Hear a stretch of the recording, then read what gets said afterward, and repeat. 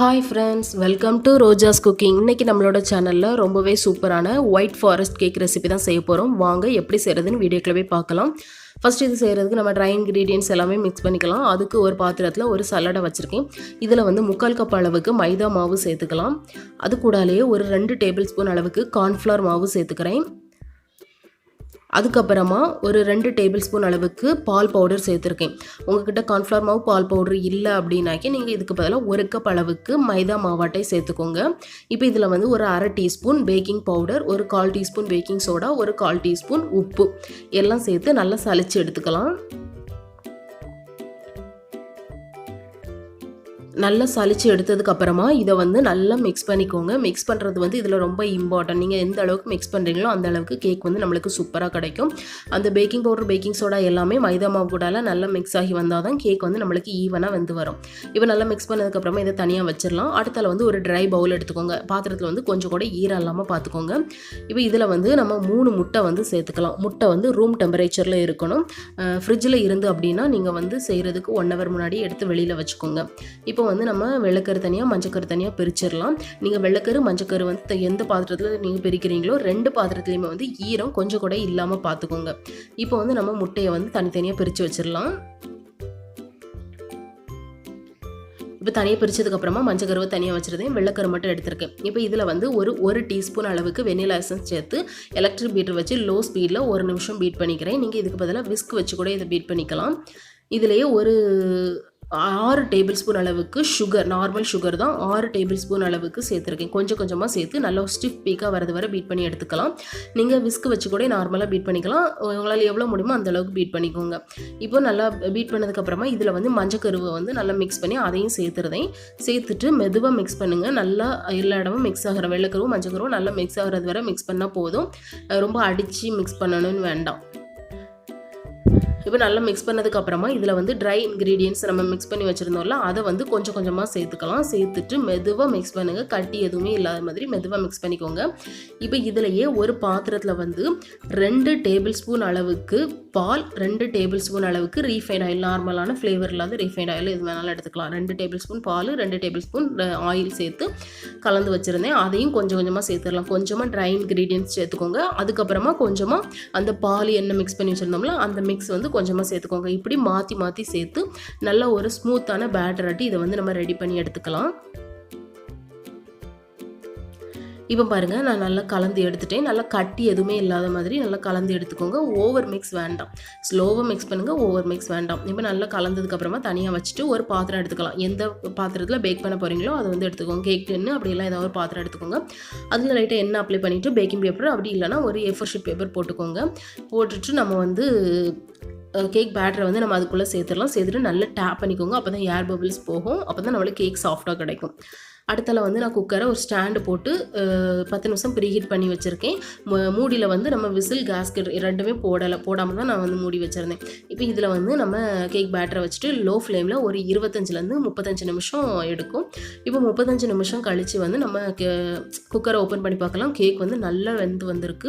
வெந்துட்டான்னு பார்க்க ஒரு டூத்பிக் அப்படி இல்லைனா கத்தி வச்சு நீங்கள் உள்ளே விட்டு பார்த்தீங்கன்னா உங்களுக்கு வந்து அந்த குச்சியில் வந்து மாவு வந்து ஒட்டக்கூடாது. அப்போ நம்மளுக்கு கேக் வந்து ரெடி ஆகிடுச்சுன்னு அர்த்தம். இப்போ நம்ம இதை வந்து வெளியே எடுத்து ஆற வச்சிடலாம். அதுக்குள்ளே நம்ம வந்து செர்ரி சிரப்பு ரெடி பண்ணிடலாம். அதுக்கு ஒரு பாத்திரத்தில் 1/4 கப் சீனி, 3/4 கப் தண்ணி சேர்த்துருக்கேன்.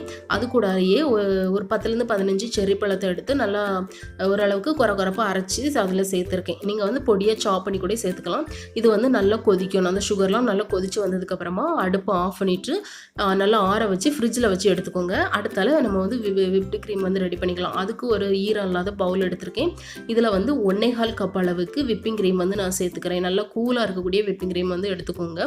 இதில் வந்து ஒரு 2லேருந்து 3 டேபிள் ஸ்பூன் அளவுக்கு ஐசிங் சுகர், அப்படி இல்லைனா பவுடர் சுகர் வந்து சேர்த்துக்கோங்க. அது கூடலேயே ஒரு 1/2 டீஸ்பூன் அளவுக்கு வெனிலா எசன்ஸ் வந்து சேர்த்துக்கலாம். சேர்த்துட்டு நல்லா பீட் பண்ணிக்கோங்க. ஒரு ஸ்டிஃப் பீக்காக வரது வரை பீட் பண்ணிக்கலாம். இந்த அளவுக்கு நல்லா பீட் பண்ணதுக்கப்புறமா இதை மறுபடியும் இதை வந்து நான் ஃப்ரிட்ஜில் வச்சுக்கிறேன். வச்சு ஒரு 20 நிமிஷமோ 30 நிமிஷமோ நம்ம ஃப்ரிட்ஜில் வச்சு எடுத்துக்கலாம். இப்போ அடுத்தால நம்மளுக்கு வந்து கேக்கு நல்லா ஆறடிச்சு இதை வந்து நான் வெளியே எடுத்துருந்தேன். சைடில் உள்ளதெல்லாம் நல்லா ரிமூவ் பண்ணி விட்டுக்கோங்க. ஒரு கத்தி வச்சு ரிமூவ் பண்ணிவிட்டு நம்ம வந்து கேக்கு வெளியே எடுத்துடலாம். நல்ல ஒரு ஹைட்டில் கிடச்சிருக்கு. நம்ம மேலே இருக்க அந்த A4 ஷீட் பேப்பரை நான் ரிமூவ் பண்ணியிருந்தேன். நல்ல ஒரு சாஃப்ட்னஸாக நம்மளுக்கு கிடச்சிருக்கு. சூப்பராக ரெடியாகி வந்திருக்கு. இனி இதை வந்து நான் 3 லேயராக கட் பண்ணிக்க போகிறேன்.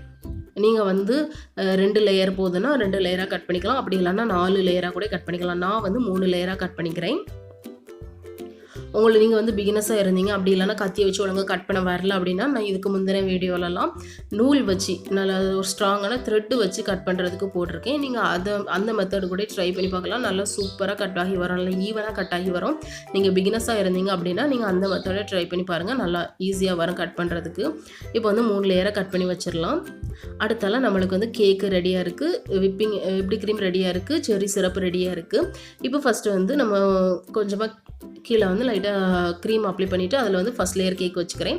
நீங்கள் வந்து இதுக்கு பதிலாக ஒரு தட்டை கூட நீங்கள் கமத்தி வச்சுக்கலாம் கீழே. இப்போ இதில் வந்து ஃபஸ்ட் லேயர் கேக் வச்சுட்டு அதுக்கு மேலேயே கொஞ்சமாக செர்ரி சிரப்பு வந்து நான் அப்ளை பண்ணிக்கிறேன். எல்லா இடமும் நல்லா ஸ்ப்ரெட் ஆகிற மாதிரி அப்ளை பண்ணிக்கோங்க. அதுக்கு மேலே நம்ம வந்து க்ரீம் வந்து வச்சிடலாம், வச்சு நல்லா அப்ளை பண்ணிக்கலாம். நீங்கள் வந்து உங்களுக்கு என்ன ரிச்சாக வேணும்னா நீங்கள் வந்து செர்ரி சிரப் அப்ளை பண்ணிவிட்டு அதுக்கு மேலே வந்து துருவன சாக்லேட், ஒயிட் சாக்லேட் வந்து துருவன சாக்லேட் கொஞ்சமாக சேர்த்துக்கோங்க. அது இன்னும் நல்லாயிருக்கும். நான் வந்து இன்றைக்கி சேர்க்கலை. அடுத்தால செகண்ட் லேயர் கேக் வச்சுட்டு அதுக்கு மேலேயும் கொஞ்சமாக செர்ரி சிரப் வச்சு க்ரீம் வந்து அப்ளை பண்ணிக்கலாம். நான் வந்து எனக்கு தெரிஞ்ச மாதிரி நான் வந்து க்ரீம் அப்ளை பண்ணிக்கிறேன். நான் வந்து ரொம்ப ப்ரொஃபஷ்னல்லாம் கிடையாது, எனக்கு தெரிஞ்ச மாதிரி நான் வந்து அப்ளை பண்ணிக்கிறேன். இப்போ 3வது லேயர் கேக் எடுத்திருக்கேன். அதுலேயும் வந்து நம்ம 3வது லேயர் கேக் வச்சுட்டு அதுக்கு மேலேயும் நம்ம வந்து செர்ரி சிரப் அப்ளை பண்ணிக்கலாம். அப்ளை பண்ணிவிட்டு நம்ம வந்து க்ரீமை வந்து ஃபுல்லாக எல்லா இடத்துலையும் படுற மாதிரி ஈவனாக அப்ளை பண்ணிக்கலாம். நம்ம வந்து நீங்கள் ஃபஸ்ட் டைம் செய்கிறீங்க அப்படின்னா உங்களுக்கு வந்து கொஞ்சம் கஷ்டமாக இருக்கும். ஆனால் நீங்கள் செஞ்சு பார்க்க உங்களுக்கு வந்து அந்த க்ரீம் அப்ளை பண்ணுறது வந்து ரொம்ப ஒரு ஈஸியாகிடும். ஃபஸ்ட்டு டைம் செய்யும்போது கொஞ்சம் திணறும், ஒழுங்காக வராமல் கொஞ்சம் கஷ்டமாக தான் இருக்கும். ஆனால் ட்ரை பண்ணி பாருங்கள், நம்மளுக்கு ரொம்ப ஈஸியாக இருக்கும். இப்போ நல்லா அப்ளை பண்ணதுக்கப்புறமா எனக்கு தெரிஞ்ச மாதிரி அப்ளை பண்ணிட்டேன். இதை வந்து ஒரு 1/2 மணி நேரம் நம்ம ஃப்ரிட்ஜில் வச்சிடலாம். ஃப்ரிட்ஜில் வச்சு எடுத்ததுக்கப்புறமா நான் வந்து ஸ்டார் நாசில் வச்சு ஒரு சின்ன பூ மாதிரி டெக்கரேட் பண்ணிக்கிறேன்.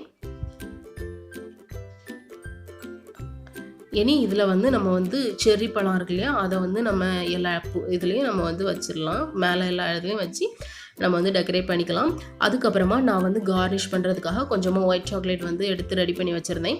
அதை வந்து குட்டி குட்டி பீசஸாக அந்த மாதிரி உடச்சி நான் வந்து சுற்றி எல்லா இடத்துலையும் நல்லா ஃபுல்லாக அப்ளை பண்ணிக்கிறேன், ஃபுல்லாக வச்சு டெக்கரேட் பண்ணிக்கிறேன். நீங்கள் வந்து துருவன ஒயிட் சாக்லேட்டை கூட இந்த இடத்துல வச்சு நம்ம வந்து டெக்கரேட் பண்ணிக்கலாம். அடுத்தால மேலேயும் நான் கொஞ்சமாக துருவன சாக்லேட் வந்து சேர்த்துக்கிறேன். எல்லா இடத்துலையுமே சேர்த்துக்கோங்க. இனி இதை வந்து நம்ம வந்து ஒரு 1 மணி நேரம் அப்படி இல்லைனா 2 மணி நேரம் நல்லா ஃப்ரிட்ஜில் வச்சு எடுத்து சாப்பிடுங்க. ரொம்ப சூப்பராக இருக்கும். நல்லா கூலாக ஜில்லுன்னு எடுத்து சாப்பிடும்போது சூப்பராக இருக்கும். நம்ம இனி வந்து ஃப்ரிட்ஜில் வச்சு அதுக்கப்புறமா எடுத்துகிட்டு வந்துடலாம். அவ்வளோதான் ஃப்ரெண்ட்ஸ், நம்மளோட சூப்பரான white forest cake recipe ready ஆகிடுச்சு. இப்போ நான் கட் பண்ணி காட்டுறேன் பாருங்கள், நல்ல ஒரு சாஃப்ட்னஸில் இருந்துச்சு, சூப்பராக இருந்துச்சு. கண்டிப்பாக ட்ரை பண்ணி பாருங்கள். நான் வந்து கூடிய சீக்கிரமே முட்டை இல்லாமல் செய்யக்கூடிய ரெசிபி ஒயிட் ஃபாரஸ்ட் கேக் வந்து நான் கண்டிப்பாக அப்லோட் பண்ணுறேன். இந்த வீடியோ உங்களுக்கு பிடிச்சிருந்ததுன்னா லைக் பண்ணுங்கள், ஷேர் பண்ணுங்கள், சப்ஸ்கிரைப் பண்ணுங்கள். இன்னும் என்னோடய வீடியோஸை தொடர்ந்து பார்க்கணுன்னு நினச்சிங்கன்னா மறக்காமல் சப்ஸ்கிரைப் பண்ணிட்டு பக்கத்தில் இருக்க பெல் பட்டனையும் கிளிக் பண்ணிடுங்க.